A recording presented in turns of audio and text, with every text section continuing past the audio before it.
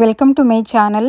ఈరోజు అమ్మ వంటల రుచిలో చాలా సింపుల్గా టేస్టీగా ఉండే ఎండు రొయ్యలు బీరకాయ కూర ఎలా తయారు చేసుకోవాలో ఇప్పుడు చూద్దాం.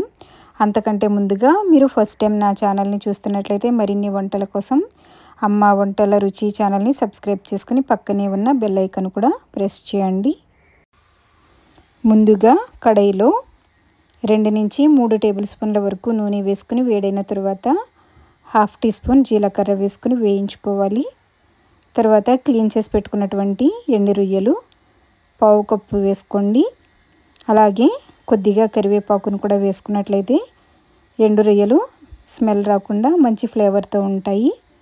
ఇలా లో టు మీడియం ఫ్లేమ్లో కలుపుతూ ఇవి క్రిస్పీగా అయ్యేంత వరకు వేయించుకోవాలి. ఇప్పుడు ఇందులో తరిగి పెట్టుకున్న ఉల్లిపాయ మీడియం సైజుది 1, పచ్చిమిర్చి 2 వేసుకుని ఇవి కొంచెం కలర్ చేంజ్ అయ్యేంత వరకు కలుపుతూ వేయించుకోవాలి.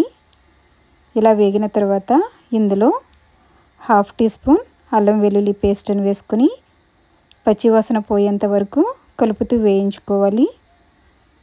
తర్వాత కట్ చేసి పెట్టుకున్నటువంటి పెద్ద సైజు టమాటాలు 3 వేసుకోవాలి. మనం ఇందులో చింతపండు వేయం కాబట్టి టమాటాల పులుపుతోనే సరిపోతుంది. అలాగే 1/2 టీ స్పూన్ నిండా పసుపు, తగినంత ఉప్పును వేసుకుని ఒకసారి అంతా బాగా కలుపుకున్న తర్వాత మూత పెట్టుకుని టమాటాలను మగ్గించుకోవాలి. ఒక 2-3 నిమిషాల పాటు మగ్గించుకున్నట్లయితే సరిపోతుంది. మనం ఉప్పు పసుపు వేయడం వల్ల త్వరగా మగ్గుతాయి. ఇలా మగ్గిన తర్వాత ఒకసారి అంతా బాగా కలుపుకొని పీల్ చేసి కట్ చేసుకున్నటువంటి బీరకాయ ముక్కలు 1/2 కిలో తీసుకున్నాను. ఇలా 1/2 కిలో బీరకాయలను ఇందులో వేసుకొని ఒకసారి అంతా బాగా కలుపుకోండి. ఇప్పుడు మూత పెట్టుకుని లో టు మీడియం ఫ్లేమ్లో 3 నుంచి 5 నిమిషాల పాటు మగ్గించుకోవాలి.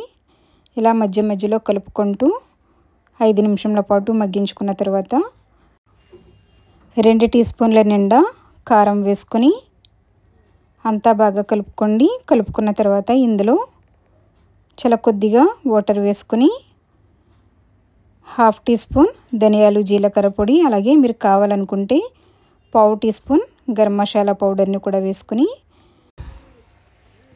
మూత పెట్టుకొని 3 నిమిషాల పాటు మీడియం ఫ్లేమ్లో ఉడికించుకున్నట్లయితే వాటర్ మొత్తం ఇంకిపోయి కూర దగ్గరగా అవుతుంది. ఇలా దగ్గరగా అయిన తర్వాత స్టవ్ ఆఫ్ చేసుకున్నట్లయితే ఎంతో రుచికరమైన ఎండు రొయ్యలు బీరకాయ కూర రెడీ అయ్యింది. మీరు కూడా తప్పనిసరిగా ట్రై చేయండి, చాలా బాగుంటుంది. Thank you for watching my video.